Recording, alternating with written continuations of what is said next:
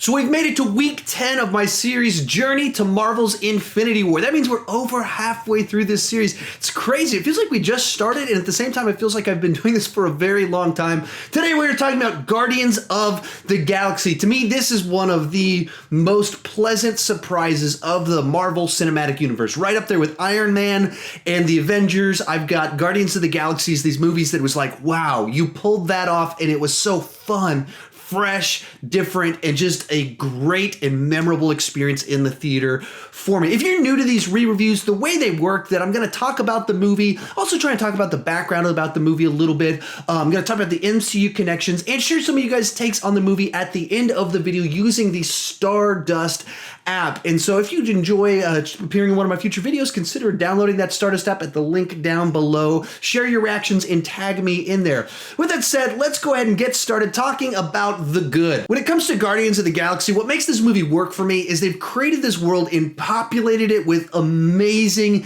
characters that have great chemistry with each other and that just you want to spend time with. Now, right off the bat, we talk about the Guardians of the Galaxy. They're so fun as a batch of characters that are such an oddball mix of people, in and of themselves, weird, bizarre characters, and you put them together and it's even weirder and stranger, and it works. And you want to spend more time with them just talking with each other, going on these little side adventures, having little quirky things happening to them where Rocket comes up with a plan. All of that stuff, you want to be around more of it. And it's not just them, it's everyone else too that you love to be around in this. Whether you're talking about John C. Reilly being this Nova Corps guy, and we learn a little bit about his family and things like that, and just adding a little bit of quirks into it. You got the guy that voiced Darth Maul in the movie as this guy that's just totally cynical towards the Guardians of the Galaxy, and he's so much fun to be around. I guess he's also the Tick now on Amazon's The Tick.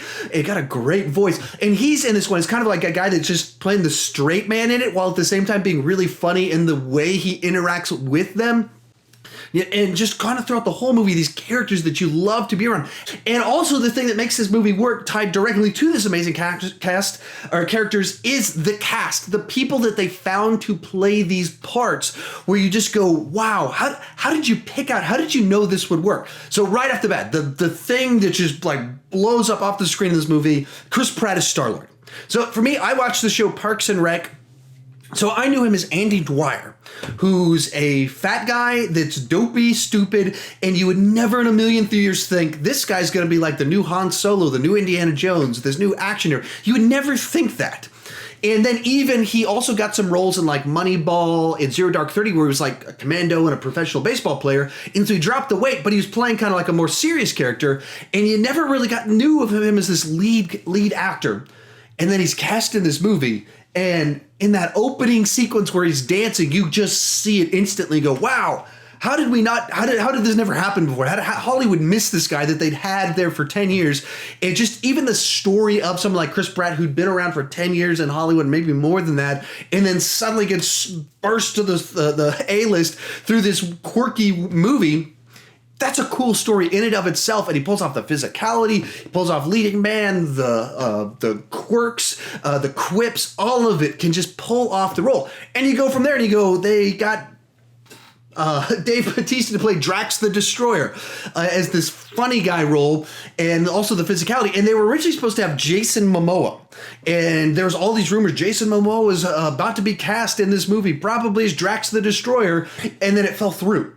And supposedly because Momoa wanted more money, and then they say they got Dave Bautista, and a bunch of us are like, that's not a good, he's not on the same level as an actor. Like, this is not a good choice. And then the movie comes out, and he's my favorite thing in the movie that I loved. I loved the movie, loved Star-Lord, loved everything about it. And he's the thing I loved most about it was him in that role. And that's amazing casting when you're just filling in all these little roles. We're getting like Michael Rooker, a guy that had been around forever, and he'd had a part on The Walking Dead, but you know he hadn't really been kind of in these big blockbusters in a long time. And you put him in Yondu, and it's like, why haven't we been using this guy more? Why has that not been happening?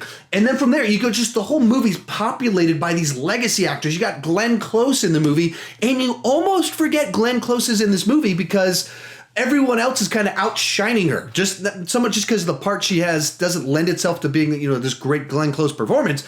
But you got all these other people, Benicio del Toro as the collector, and just go through the whole movie where they're, even the voice actors are Vin Diesel and Bradley Cooper. So the whole thing's just filled with great actors. And I'm forgetting people as I'm saying all this because there's so many wonderful performances in this movie. From there, you move on to the soundtrack, which is the best soundtrack for a movie in the last 10 years. I can't think of it. I mean, it's one of the best easily. It's the one that I bought and I listen to all the time. And it's just so fun. Fits the movie perfectly, where a lot of times when they do these sorts of soundtracks, it just sounds like they're trying to throw in songs that people know, that people are familiar with, and that's not what this was. This was a James Gunn playlist that so perfectly fit the characters, fit the moments that he thought about. He went for deep cuts, he went for obvious cuts, but it all fit together perfectly like a real mixtape that might have been put together in 1988 by someone that wasn't super young and hip, someone that was just a little bit older, so they're like 70s hits in 1988, and just perfect soundtrack to this movie. The next thing this movie nailed was the tone. It just hits that spot perfectly of being able to be so serious in the opening scene where you're already almost crying over a mother dying from cancer. Kid runs outside and is picked up by aliens, and the scene works. This should be this weird, out of place, what's kind of going on here? But it works, and it fits inside the movie. And it's a movie that as you go through it, you have all the odd kind of group people kind of coming together in their dynamics as they're having fun stuff. And at the same time, it earns moments at the end of it because of all these group moments where they're together. So when you have the "We Are Groot" moment where Groot sacrifices himself and says "We are Groot," and that scene should be really cheesy. It should be oh my goodness, eye roll, cringeworthy, but they pull it off. And that's because it's a movie that so nailed the tone that it was going for and had such a consistent vibe to it that it's all about finding family and the people around you and this odd mixed group of people coming together. And so the sacrifice means something. The moment is very powerful. It's one of those powerful moments in the MCU, and it's a tree saying "We are Groot" in dying. That shouldn't be the moment that hits. And then that's followed up by Star-Lord easier. I probably shouldn't have done that on video. But so he does that, and we break into a dance-off that's a setup for something else to happen, and then it ends with this scene with people holding hands with the power of friendship to stop an evil Infinity Stone from destroying a planet or whatever. These should be cheesy moments, but because it's so got it right, figured out the boundaries of what they could do, and they played within the boundaries throughout the entire movie, that you can be serious, you can be funny, you can be goofy, and because of that, the movie works so well. And for the last thing I'll talk about on the positives is it just has such a great and surprising sense of humor. Because we went into it and there's the sense of humor we were expecting, which is Chris Pratt. And from his past work, we knew he could be the goofy guy, we could do the physical comedy, and then from the trailer, we went, okay, he's going to be the Han Solo, he's going to have the sarcasm, he's going to throw the quips at us. We saw all that. We saw that they were going to be kind of this rogue batch of people that everyone's looking down on. We saw that humor in there. But then you also had the thing that I just loved when I went to go see this movie. It was Drax. I already mentioned that. But you're going through the movie and you're 25 minutes into it. Drax shows up and they do the slit the throat gag. And he goes, "Why would I put my finger on my neck?" And you go, I remember being in the theater is that where this is going? Is that who his character is? And I mean, just instantly fell in love with the character. And they in the full credit to the marketing department, they didn't spoil any of that. All of that got to be fresh and new as we watched the movie, and they saved my favorite piece of humor entirely for the movie. And as it played out, I was going on a trip with my interns right after this movie came out, and so I took them to go see Guardians of the Galaxy because I wanted to go see it, and I like to take my interns to the movies. as you can tell, I like movies. So we went to go see it, and that whole next week we were in the Navajo Nation laying the foundation for the food pantry and digging holes and just quoting this movie to each other. And all the students that we were with, they didn't know what we were talking about. Like, what are you talking about? Like, nothing goes over my head. My reflexes are too fast. And people are like, what are you talking about?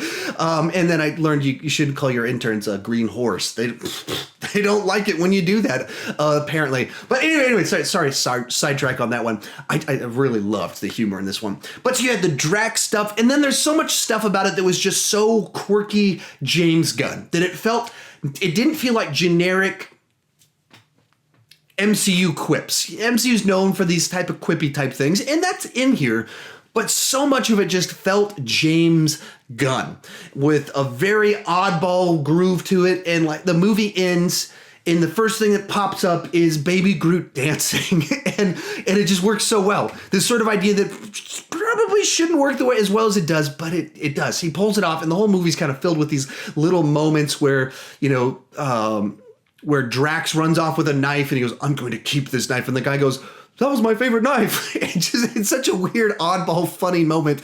And the whole thing's filled with that. Even the intro opening dance sequence, in the amount of dance in this movie, I keep referencing dance. This opening dance sequence where Star-Lord's running around, we're meeting him as he's kicking things and grabbing them as microphones.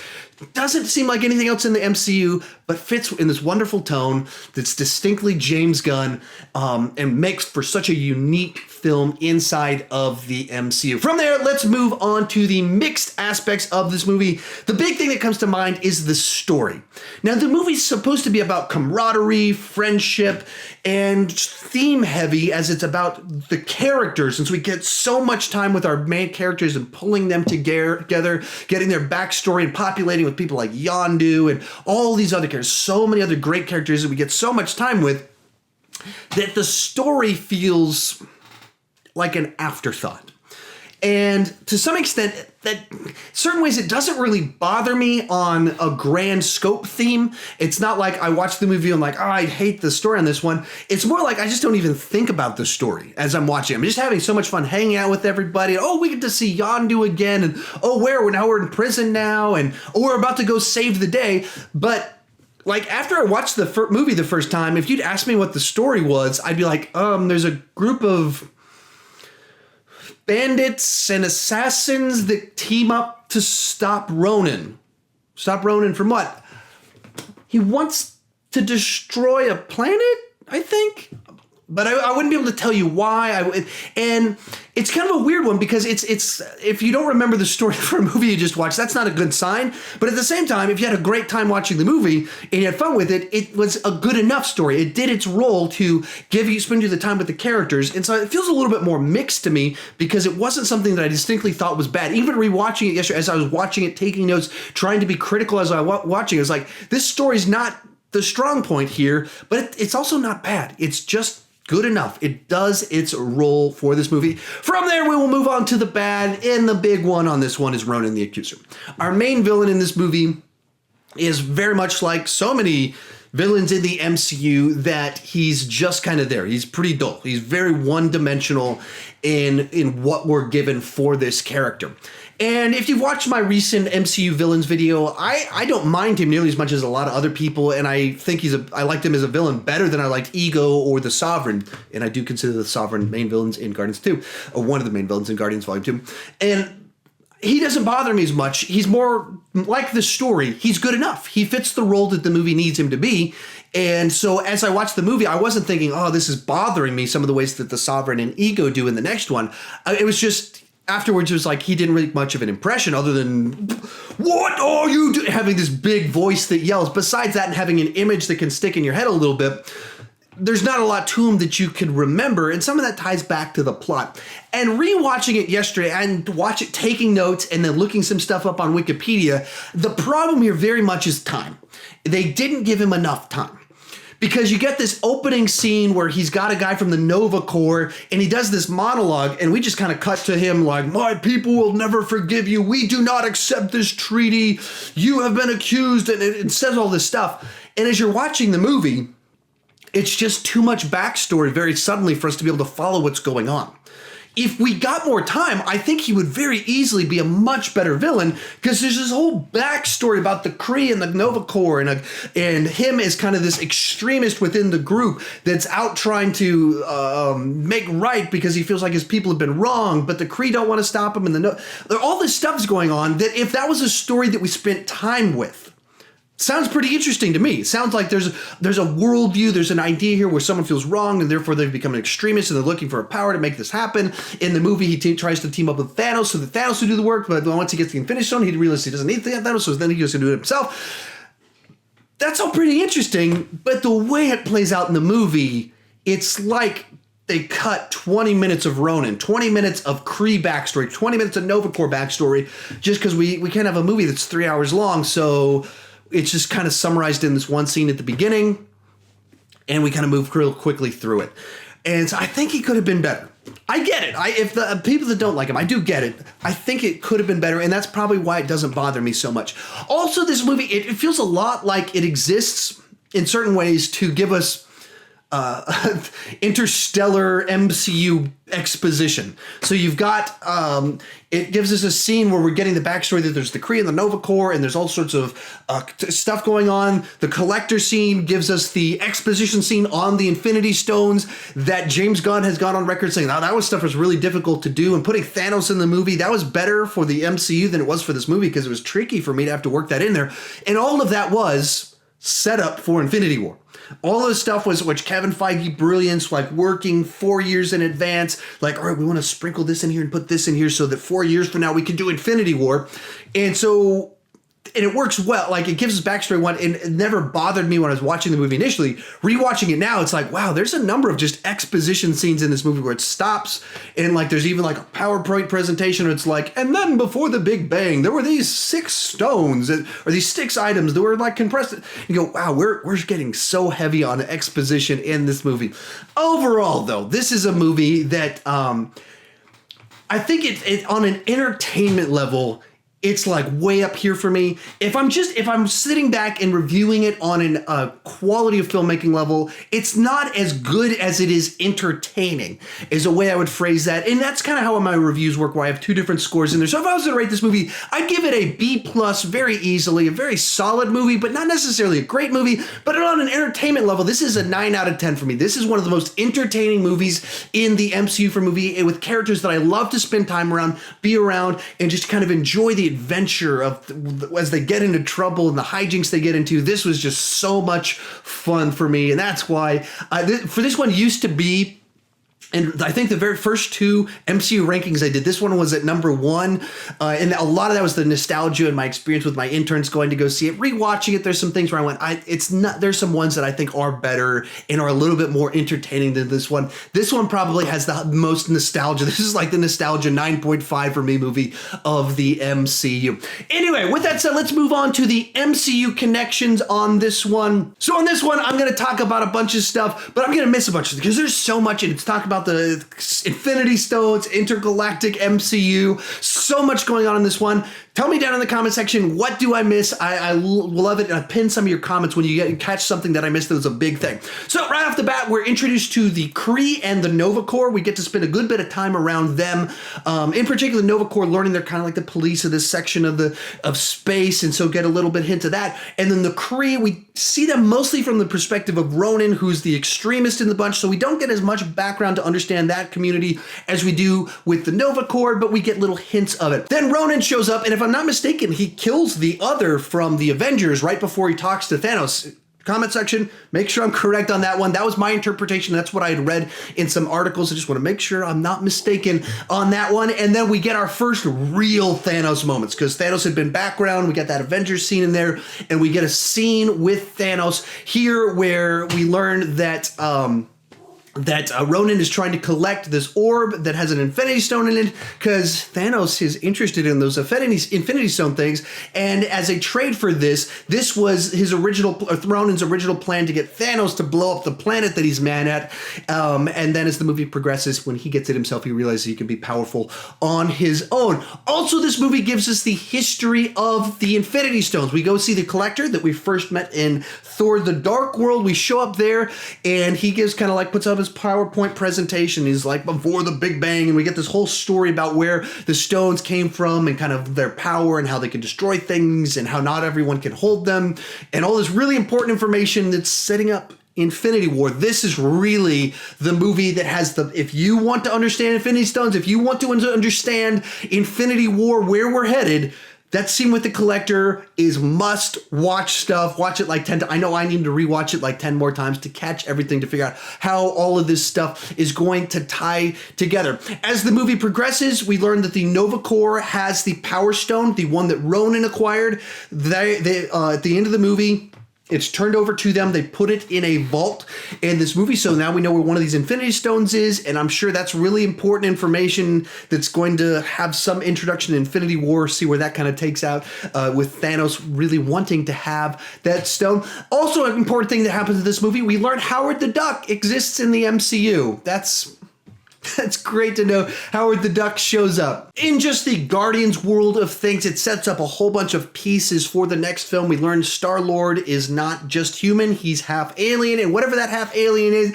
is really, really powerful. Also from Yondu, we learn that because he holds the Infinity Stone, and the Nova Corps says, we did tests on you, and hey, there's something funky going on with you, but we don't really know what it is.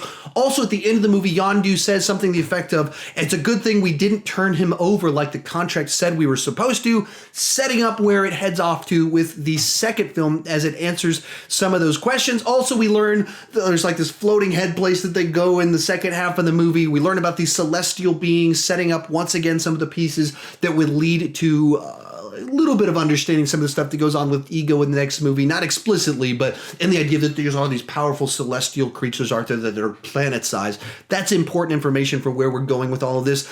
Also, an important detail that his mother, Star-Lord's mother, dies in this movie, builds up a piece that's very important in the next movie as well. So there's a bunch of the MCU connections that I saw. I'm sure I missed a bunch of them. Go ahead and tell me down below in the comment section which ones did I miss, which ones mattered most to you. I'd love to hear your take on some of that stuff. With that said, here's what some of you guys had to say about Guardians of the Galaxy. They posted this using the Stardust app. Okay, Guardians of the Galaxy is definitely my second favorite MCU movie. They got a whole new set of characters, new characters. They all have excellent chemistry throughout all the movie. The movie has an excellent soundtrack. I love it. I was totally blown away by it. This movie caught me by surprise, and I love this movie so much. And it just turns it into an entertaining, comedy-filled movie with action sequences and colors that just look perfectly. I think this is one of the best movies in the MCU. Rocket Raccoon's my favorite. Love him. He's funny. He's cool. They did him really well. But this is the best one. This one's the best. It's a great movie. It's this whole story and everything, the characters, the humor, it all fits together. This movie is fantastic. It's very funny, very entertaining. March, Groot and Rocket are probably one of the best duos in the whole MCU. I found it to be really funny, and it had a lot of action and also a lot of good oldies music. To have this many great characters and put them in with such detail is fantastic. It did the same thing to me that the Avengers did, and Groot is my favourite. I love Groot so much. Chris Pratt is amazing as Star-Lord. The soundtrack to this movie is incredible. In my car, I have these two soundtracks, Batman Forever and the Awesome Mix Volume 1. I listen to them often. I love how, like, at the near ending, Peter challenges Ronan to a dance-off. I'd probably say the only real problem I have is the villain is a little bit generic, his backstory is a bit boring, and there's no real point to it, and also Thanos doesn't really do much, but overall, this is really, really good. And there are a lot of people who love this movie. I'm not one of them. I still think it's a good movie. You can't beat an opening sequence that has Come and Get Your Love by Redbone with Chris Pratt dancing and those title sequences. It told us exactly what the movie was going to be, and it's one of the best, easily in my top 5. Didn't know I was going to love it. Loved it. So that's what some of you guys had to say about it. If you want to appear in one of my future videos, it's really simple. All you have to do is download the Stardust app. You can get it down below at the link in the description. And essentially what it is it's an app that makes it super easy for you to record little 30-second reactions to movies and TV shows right there on their phone and share it with a bunch of other people. It also makes it really easy for you to find reviews from other people. And these aren't like big, fancy 8-minute long things. No, it's that first 30-second impression, no cutting, none of that fun stuff. Just a nice, quick someone's take on a movie. So I use that app to share you guys' thoughts. If you want to appear, all you have to do is download that app at that link down below. Follow me first. That helps my channel out a little bit if you follow me first when you download the app. And then when you shoot your reactions to a movie, just tag me in it. There's a little like sign up in the upper right-hand corner. Click that, type in Sean Chandler, and then it'll show up in my little notifications, and I'll see your pretty face and get your take on a movie. Obviously, I'm going through all the movies in the MCU, so you can know that those ones are coming. And anytime there's a big franchise, I normally rank them the weekend afterwards, and I'm trying to share you guys' take in that as well. Anyway, there you guys have it. This is our latest episode of Journey to Marvel's Infinity War. Thank you guys so much for watching. We will be back next week once again talking about another Marvel movie. And if you're new to my channel, please consider clicking that subscribe button. I do movie reviews, TV reviews, ranking videos. But the key thing is I don't want to just talk about movies. I want to talk about movies with you. So please join me down in the comment section. Let's have a nice lively discussion about Guardians of the Galaxy, a personal favorite of mine when it comes to the MCU. I'd love to hear you guys' take on it as well. And as always, thank you guys so much for watching.